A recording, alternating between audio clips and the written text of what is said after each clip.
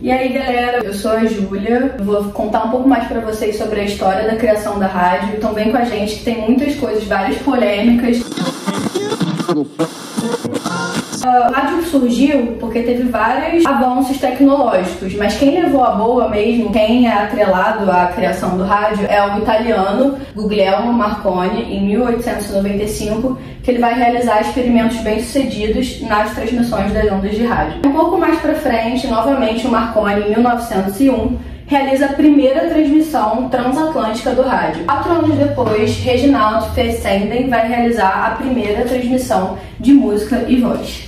Em 1912, todo mundo já deve conhecer o Titanic, e o rádio exerceu um papel fundamental, porque foi através deles que eles conseguiram pedir socorro. Em 1920, a gente vai entrar no que a gente chama na Era Dourada do rádio, um momento auge, assim, e a marca dessa Era Dourada foi a criação da KDKA, em Pittsburgh, que vai começar essa Era Dourada, os anos de grande ascensão do rádio. Em 1922, que vai ser criada a BBC, ela foi criada no Reino Unido. Em 1930 foi quando o rádio começou, após essa era dourada, a se expandir e se tornar um meio de comunicação de massa. Em 1938 vai ter o episódio do Orson Welles que ele apresenta The War of the Worlds, que basicamente tratava uma invasão alienígena, e a gente pode falar que foi uma das primeiras fake news, assim, porque muitas pessoas acreditavam que isso estava acontecendo de verdade e causou bastante pânico na população. Aí em 1950 a popularidade do rádio vai descendo e diminuindo porque surgiu a televisão, mas o rádio continua forte para promover música, publicidade e outras coisas que a gente vai abordar mais tarde.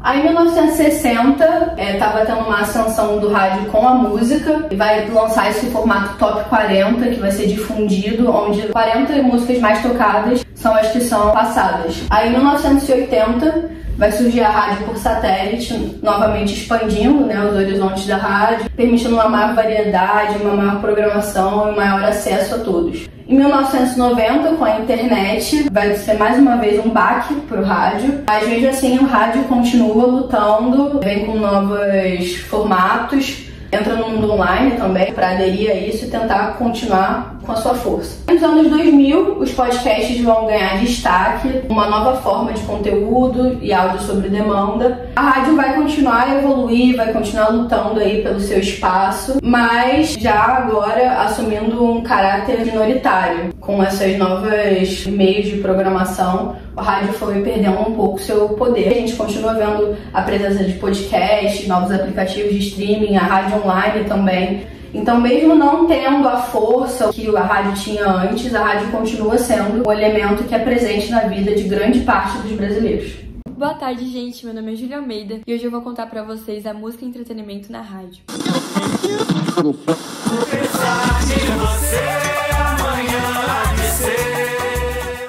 Quando eu penso em música na rádio, eu particularmente já lembro do carro e você tentando mudar as emissoras para achar uma música boa. Com os anos passando, a tecnologia foi avançando. Hoje em dia, já é muito mais fácil, é só você mesmo escolher sua música e colocar via Bluetooth. Todos esses avanços tecnológicos, a rádio sofreu algumas alterações. Hoje em dia, é bem comum você ver programas online de rádio. A música na rádio pôde promover bastante diversidade em gêneros musicais, como de rock para sertanejo, para MPB, para música clássica, para jazz, para funk, entre outros. A rádio tem um papel muito importante, que é a divulgação, além da influência política e social, que acaba, consequentemente, mudando a cultura, principalmente no século 20 e 21. Por exemplo, Chico Buarque com a música Apesar de Você, que eu coloquei para vocês no começo, onde o cantor se expressa e critica a ditadura militar no Brasil. Muito comum também se ver na rádio a presença da interatividade, onde os ouvintes podem sempre pedir uma música, fazer uma ligação e até mesmo uma entrevista. Embora seus anos de ouro tenham passado faz tempo, a rádio ainda continua viva. Ainda tem gente que prefere um bom e velho rádio de pilha.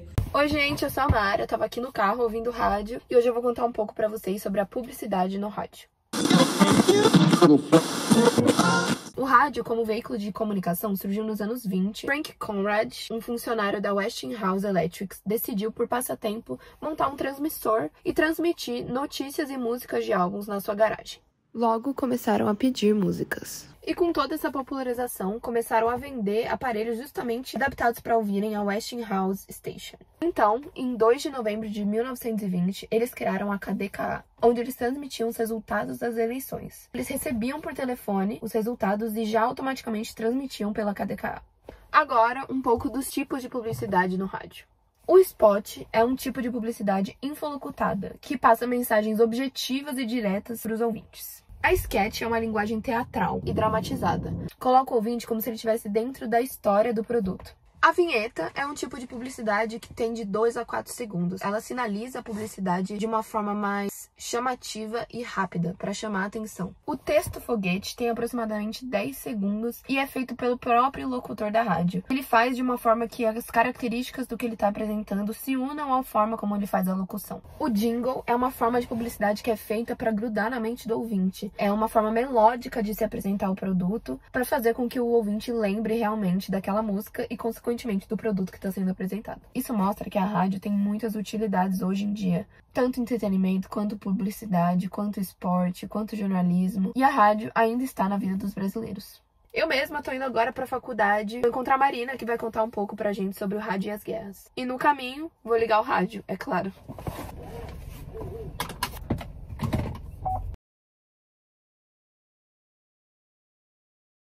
Eu, Marina, vou me aprofundar um pouco mais no aspecto guerras e a relação importantíssima que ela tem com a história do rádio.